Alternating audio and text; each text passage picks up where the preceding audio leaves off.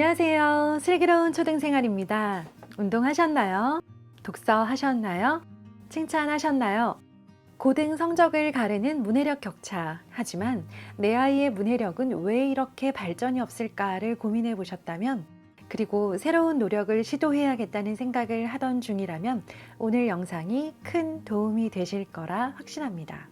문해력이 부족하고 국어를 못하는 아이들이 독서도 하지 않고 죽기 살기로 매달리는 것이 바로 독해 문제 풀기라는 공부법이다.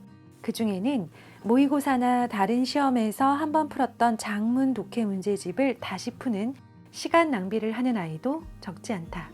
먼저 그저 독해 문제를 풀고 답을 맞춰본들 독해력이 향상되거나 국어 성적이 오르지는 않는다는 것을 알아야 한다.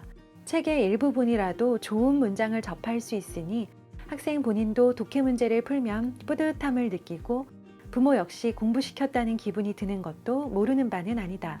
하지만 독해 문제는 애초에 문해력이나 국어 실력을 높이기 위한 것이 아니라 자녀의 국어 실력을 점검하고 점수를 매기기 위한 국어 실력 체크 시트일 뿐이다. 그러니 문제를 많이 풀어도 국어 실력을 높이는 효과는 그다지 기대할 수 없다. 시력이 떨어졌다고 매일 안과에 가서 시력 검사를 해봤자 시력이 회복되지 않는 것과 같은 이치다. 시력을 회복하려면 시력 회복 트레이닝을 해야 하듯 독해력을 키우고 국어 또한 성적을 올리고 싶다면 검사가 아니라 국어 두뇌 트레이닝을 해야 한다. 생각해보자. 아이를 테니스 시합에 내보내려면 먼저 라켓 잡는 법, 스윙, 규칙을 가르치고 근력 운동을 할 것이다. 그런데 많은 부모들이 모의고사나 시험에 자녀를 보내는데 글을 읽고 쓰는 법을 가르치지 않고 규칙도 모르고 국어 두뇌 트레이닝도 하지 않은 채 이기고 오라고 등 떠미는 꼴이다. 근력 운동도 안 하고 규칙도 모르는데 계속 시합에 나간다 하더라도 이길 수 있을 리가 없다. 배움의 순서가 바뀐 것이다. 그러니 아이는 시합 때마다 너덜너덜해지고 열등감만 생겨서 점점 더 국어를 싫어하게 된다. 독해 문제의 점수나 등수로 타인과 경쟁하고 작아지기 전에 관찰력을 키우고 풍부한 어휘력을 갖추어 독서와 작문으로 올바른 독해력과 문장력을 기르게 해야 한다. 그렇다면 문해력을 기르기 위한 방법은 무엇일까? 그것은 바로 어휘력이다. 울기만 하던 아이가 입이 트이면서 점점 주변 사람들에게 의사 표현을 할 수 있었던 것처럼 우리는 말을 배울수록 자신의 기분과 생각을 더욱 능숙하게 전달할 수 있게 된다. 또한 타인의 이야기를 듣거나 글을 읽을 때에도 어휘력이 없으면 제대로 이해하고 사고하기 어렵다. 문해력을 키우고 국어를 잘하기 위한 핵심은 얼마나 많은 어휘를 사용할 수 있느냐에 달려 있다. 사실 우리도 이러한 사실을 잘 알고 있으니 영어를 배울 때 필사적으로 단어 공부를 하지 않는가. 그런데 국어 실력 향상을 위해 필사적으로 어휘를 공부하려는 학생이나 학부모는 별로 본 적이 없다. 요약하자면 문해력이 부족한 아이는 어휘력 부족이라는 자각과 그에 대한 위기감이 없다. 단어의 의미를 모르는데 갑자기 어려운 문장을 독해할 수 있을 리 없고 사고가 깊어지는 마법을 부릴 수 있는 요술봉은 어디에도 없으니 국어 성적을 올리려면 가장 먼저 어휘 늘리기에 주력해야 한다. 하지만 요 몇 년 새에 우리 아이들의 어휘력은 점점 더 떨어지고 있다.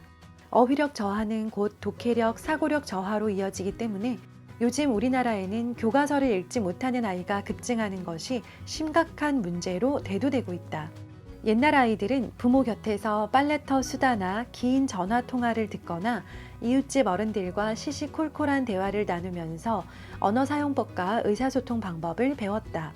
하지만 요즘 어른들의 대화는 이메일이나 SNS로 끝난다. 아이는 낯선 사람과 대화하면 안 되고 TV는 왠지 교육에 좋지 않다고 생각해서 못 보게 하기 때문에 어른들의 대화를 들을 기회가 거의 없다. 이런 상황에서 아이들은 도대체 언제 어디서 재치 있는 우리말을 배울 수 있을까?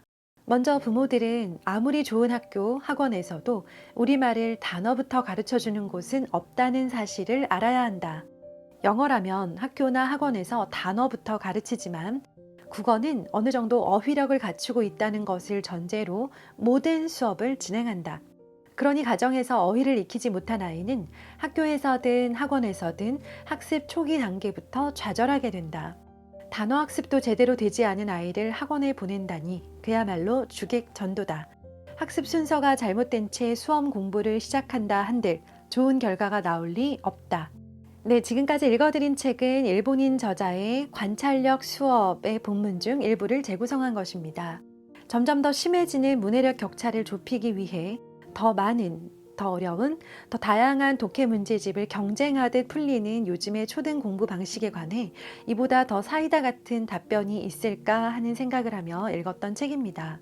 저자는 문해력의 격차가 관찰력의 차이에서 출발한다는 것에서 착안하여 책의 제목을 관찰력 수업이라 붙였고, 실제로 책에는 평소 가정에서 관찰력을 기르기 위한 다양한 방법이 소개되어 있습니다.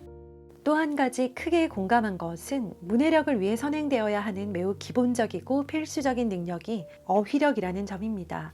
어휘는 책 속에서 익힐 수도 있지만 가정 속 어린이들이 어른들의 대화를 관찰하는 것으로 상당히 다양한 어휘를 습득할 수 있다는 점에 주목해야 합니다. 가정에서 어휘를 익히지 못한 아이는 학교에서든 학원에서든 학습 초기 단계에서부터 좌절하게 된다고 하는데요. 제가 오랜 시간 교실에서 지켜봤던 초등 아이들의 모습이 겹쳐지는 대목이었습니다. 자, 그럼 우리 슬기로운 가족 여러분, 우리는 오늘부터 무엇을 시작해야 할까요? 제안 드리고 싶은 습관은요, 아이와 부모가 함께 모여 앉은 시간 동안에는 다급한 검색을 제외하고는 스마트폰 보지 않고 대화 나누기, 인기 있는 역사 드라마, 예능 프로그램, 다큐멘터리, 뉴스 등을 함께 보면서 관련한 자연스러운 대화 나누기, 아이가 함께 있을 때 부부가 상의할 것들에 관해 대화 나누는 모습 보여주기 등입니다. 물론 대화가 논쟁이나 다툼으로 번질 때도 많지만 해결하는 모습까지도 아이들에게 숨기지 않으려고 노력한답니다. 이 습관들은 실제로 저희 집에서 수년째 지속하는 모습이고, 감사하게도 이 시간들이 쌓여 나이에 비해 성적에 비해 제법 풍성한 수준의 어휘력을 가진 아이들로 성장하고 있습니다. 슬초 가족분들도 시작해 보시길 추천드립니다. 감사합니다.